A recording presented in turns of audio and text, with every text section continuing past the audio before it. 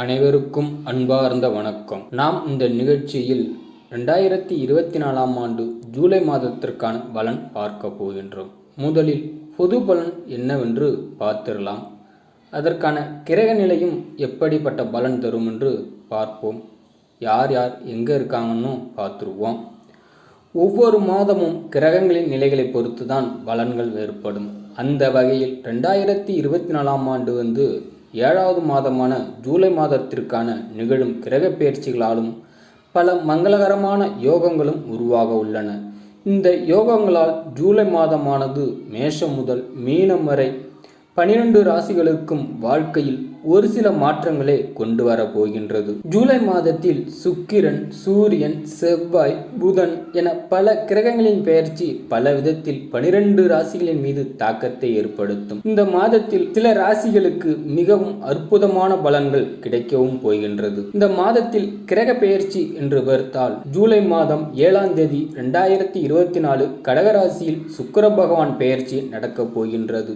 ஜூலை மாதம் 12ஆம் தேதி 2024 மேஷ ராசியிலிருந்து ரிஷப ராசிக்கு செவ்வாய் பகவான் பெயர்ச்சி ஆகின்றார்.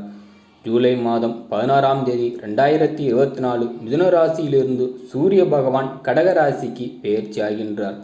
ஜூலை மாதம் 19ஆம் தேதி 2024 சிம்ம ராசிக்கு புதன் பகவான் பெயர்ச்சி ஆகின்றார். ஜூலை மாதம் 31ஆம் தேதி 2024 சுக்கிரன் சிம்ம ராசிக்கு பெயர்ச்சி ஆகின்றார். இப்படிதாங்க இந்த மாதத்தில் கிரக பெயர்ச்சி நடக்கின்றது. ஜூலை மாதத்தில் நடக்கும் கிரக பெயர்ச்சிகளாலும் யோகங்களாலும் சில ராசிகளுக்கு கிடைக்கும் அற்புதமான பலன்கள் என்னவென்று நீங்கள் தெரிந்து கொள்ளுங்கள். துலாம் ராசி அன்பர்களுக்கு இந்த 2024ஆம் ஆண்டு ஜூலை மாதம் உங்களுக்கு எப்படிப்பட்ட பலன் கிடைக்கும் என்று பார்ப்போம். முதல்ல இந்த மாதத்திற்கான உங்களுடைய கிரக நிலை என்னவென்று பார்த்துக்குவோம். துலாம் ராசிக்காரர்களுக்கு இந்த மாதம் 9ஆம் வீட்டில் அதிபதியான புதன் மாத தொடக்கத்திலிருந்து 10ஆம் வீட்டில் இருப்பதால் உங்களுக்கு ராஜயோகம்தான். அதற்கான பலன்கள் அடைவதோடு கிரகங்களின் நிலையும் உங்களுக்கு சாதகமாக இருக்கும். உங்களின் தற்போதைய வேலையில் மாற்றமும் ஏற்படலாம். நீங்கள் பலமுறை விண்ணப்பித்து உங்கள் வேலையை மாற்ற விரும்பினால் இந்த மாதம் உங்கள் விருப்பமும் நிறைவேறும். 7வது வீடான செவ்வாய் கிரகத்தின் அதிபதியான தனது சொந்த ராசியிலேயே தங்கி உங்களை எல்லோரையும் விட முன்னிலையில் வைக்க முயற்சிப்பார். சந்தையில் முன்னணியில் இருப்பதன் மூலம் நீங்கள் தொடர்ந்து முன்னேற்றத்தை முயற்சிப்பீர்கள். மேலும் உங்கள் வேலை விரைவுபடுத்துவீர்கள். 5வது வீட்டில் இருக்கிற அதிபதியான சனி கிரகமும் அதன் வக்கர நிலையில் 5ஆம் வீட்டில் தான் இருப்பார். மற்றவிடமிருந்து நீங்கள் என்ன எடுத்துப்பது என்ன கொடுப்பது போல சிந்திப்பீர்கள். அதாவது சனிக்கிரகம் உங்களை மிகவும் கடினமாக உழைக்கவும் செய்யும். நீங்கள் நினைவில் வைத்திருப்பது உங்களுக்கு எளிதில் புரியாது. நீங்கள் அதை மீண்டும் மீண்டும் செய்ய வேண்டும். அவ்வப்போதுதான் நீங்கள் ஏதாவது புரிந்து கொள்வீர்கள். 2ஆம் வீட்டின் அதிபதியான செவ்வாய் மாத தொடக்கத்தில் உங்கள் ஜாதகத்தில் 7வது வீட்டில் அமர்ந்து அங்கிருந்து உங்களின் 2ஆம் வீட்டை பார்ப்பார். குடும்ப வாழ்க்கை பராமரிப்பதிலும் முக்கிய பங்கு வகிப்பார் போல. ஆனால் உங்களையும் உங்கள் வாழ்க்கை துணையும் நீங்கள் கட்டுப்படுத்தி கொள்ள வேண்டும்.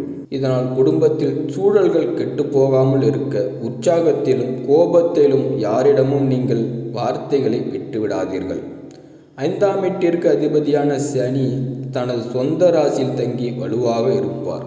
ஆனால் நீங்கள் விரும்பிய பலன்களை பெற வக்கர நிலையில்தான் இருப்பார். உங்களுக்கும் உங்கள் காதலிக்கும் இடையில் இழுபறியான நிலை ஏற்படும். உங்களுடைய மனமும் இறுக்கம் மற்றும் எண்ணங்களின் வலையில் நீங்கள் சிக்கிக்கொள்ளும் வகையில் உருவாக்கப்படும்.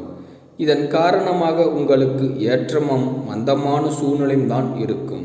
இதன் காரணமாக உங்கள் காதல் வாழ்க்கையில் சில கடினமான நேரங்கள் இருக்கலாம். 8ஆம் வீட்டில் குரு இருப்பதால் உறவினர்களின் ஆதரவும் துணையின் பேச்சில் இனிமையும் இருக்கும். ஆனால் செவ்வாய்க்கு மேலே 5ஆம் வீட்டில் அமர்ந்திருக்கும் சனி அம்சம் காரணமாக வாழ்க்கையின் துணைவர்கள் உடல் ரீதியாக சில சங்கட்டங்களை நீங்கள் உணர்வீர்கள். அவர்களின் நடத்தையிலும் உங்களுக்கு கசப்பான சூழ்நிலை அதிகரிக்கும். அவர்கள் எரிச்சல் அடைவார்கள். இது உங்களுக்கு பாதிக்கும். ஏனெனில் உங்களின் நடத்தையும் உங்களுக்கு பிடிக்காமல் போகும். இருப்பினும் சூழ்நிலை புரிந்து கொள்ள முயற்சிக்கவும். உங்கள் ராசிக்கு அதிபதியான சுக்கிரன் 9ஆம் வீட்டில் அமர்ந்து ராஜயோகம்தான். 11ஆம் வீட்டின் அதிபதியான சூரியனும் சுக்கிரனும் கிரகத்துடன் இணைந்து உங்களுடைய நிதி நிலைமை முன்னேற்றுவதில் முக்கிய பங்காற்றுவார். 8ஆம் வீட்டிற்கு அதிபதியாகவும் சுக்கிரனும் இருப்பார். இந்த வழியில் நீங்கள் சில எதிர்பாராத மற்றும் திடீர் நன்மைகளை பெறுவீர்கள். கேது பகவான் 12ஆம் வீட்டிலும் இருப்பார் மற்றும் ராகு 6ஆம் வீட்டிலும் இந்த மாதம் முழுவதும் இருப்பார். இதன் காரணமாக சில திடீர் பிரச்சனைகள் ஏற்படலாம் மற்றும் திடீரென்றும் நீங்கள் குணமாகி விடுவீர்கள். ஆனால் அது சில காலத்திற்கு மட்டும்தான் இருக்கும். ஆனால் பிரச்சனைகளையும் வலியையும் கொடுத்து கொண்டுதான் இருக்கும். உங்களுக்கு நிதிநிலை எப்படி இருக்கும் என்று பார்த்தால், நீங்கள் இந்த மாதம் பொருளாதார ரீதியாக முன்னேற்றம் காண்பீர்கள். உங்கள் குடும்பத்தார்களின் மூலமும் நீங்கள் பொருளாதார வளர்ச்சி காண வாய்ப்பு உள்ளது. உங்கள் குடும்ப உறுப்பினர்களின் தேவைகளையும் நிறைவேற்றுவதில் போதிய பணம் உங்களிடம் இருக்கும். மற்றவர்களிடம் நிதியை கையாளும் பொறுப்பும் உங்களுக்கு வழங்கப்படும். அதன் மூலமும் உங்களுக்கு கையில் பணப்புழக்கம் காணப்படலாம். கூட்டுத் தொழில் மூலமும் உங்களுக்கு வருமானமும் சேமிப்பும் அதிகரிக்கும். உங்கள் வாழ்க்கை துணை உங்களுக்கு பணத்தை கொடுத்து உதவுவார்கள். திடீர் மற்றும் பெரிய வருமானத்தை பெறுவது சாத்தியமாகும். உங்களுக்கு உத்தியோகம் எப்படி இருக்கும் என்று பார்த்தால், ஜூலை மாதம் அக்கவுண்டில் ஆடிட்டிங், தகவல் தொடர்பான ஊடகமும் சந்தைப்படுத்துதல், கற்பித்தல், இசை, செய்திகள், பயிற்சி நிறுவனங்கள், கமிஷன் முகவர்கள், தரகர்கள் மற்றும் மொழிபெயர்ப்பாளர்கள் தொடர்பான வேலைகள் செய்பவர்களுக்கு அனுகூலமான மாதம். இந்த ஜூலை மாதத்தை பொறுத்த வரைக்கும் விட்டுறாதீங்க. தொழில் மற்றும் நிதி வளர்ச்சிக்கு மிகுந்த சாதகமாகவும் இருக்கும். தொழில் எப்படி இருக்கும் என்று பார்த்தால், ஜூலை மாதம் உங்களின் தொழில் வளர்ச்சிக்கு உறுதுணையாக இருக்கும் கூட்டாண்மைகள் மூலமும் பெரிய வளர்ச்சியை பெற முடியும். வணிக கூட்டாளர்களுக்கு உங்களுடைய வாடிக்கையாளர்களை அதிகரிக்க புதிய யோசனைகளை நீங்கள் யோசித்து கொண்டு இருப்பீர்கள். அதன் மூலம் உங்களுக்கு வருமானமும் அதிகரிக்கும். உங்களுக்கு ஆரோக்கியம் எப்படி இருக்கும் என்று பார்த்தால், கால்கள், வயிறு மற்றும் முதுகெலும்பு தொடர்பான உடல்நல பிரச்சனைகளிலிருந்து மீள்வதற்கு ஜூலை மாதம் ஒரு நல்ல காலமாக இருக்கும். எனவே முழுமையான மீட்பாக இந்த பகுதிகளில் சிக்கல்களை எதிர்கொண்டால் நீங்கள் சிகிச்சையும் செய்து கொள்ளலாம். இருப்பினும் உடலின் முக்கிய உறுப்புகளில் பிரச்சனைகளும் ஏற்படலாம். எனவே உங்கள் ஆரோக்கியத்தை பராமரிக்க நீங்கள் அவ்வப்போது பரிசோதனை செய்து கொண்டு மருத்துவரின் ஆலோசனை பெற்று அதற்கேற்றவாறு நடந்து கொள்ளுங்கள். லட்சுமி தேவியை வழிபடுவதன் மூலமும் பெரிய சிரமமின்றி உங்கள் ஆரோக்கியத்தை நீங்கள் காப்பாற்றிக் கொள்ளலாம்.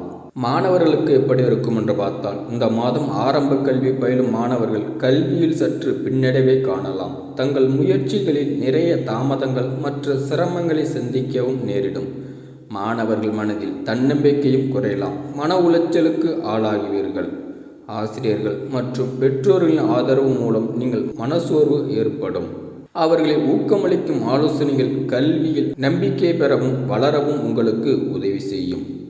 உயர்கல்வி பயிலவர்களுக்கு இது அனுகூலமான மாதமாகத்தான் இருக்கும். உங்கள் சூழலில் நேர்மறையான மாற்றங்களும் சாத்தியமாகும். இது உங்கள் கல்வியில் உங்கள் இலக்குகளை வளர்ப்பதற்கும் அடைவதற்கும் உறுதுணையாக இருக்கும். உங்கள் நோக்கங்கள் அடைய புதிய திட்டங்கள் உருவாக்குவது சாத்தியமாக இருக்கும். ஆனால் இந்த மாதத்தில் உங்கள் சூழ்நிலைக்கு ஏற்றவாறு உங்களுடைய புகழ் அதிகரிக்கும். உங்களுக்கான பரிகாரம் என்னவென்று பார்த்தால், வெள்ளிக்கிழமை அன்று உங்கள் மோதிர விரலில் ஒரு சிறந்த தரமான ஓபல் ரத்தினத்தை வெள்ளி மோதிரத்தில் அணிய வேண்டும். இதுவே உங்களுக்கு வரும் உடல்நல பிரச்சனையிலிருந்து உங்களை சரியாக்கிவிடும்.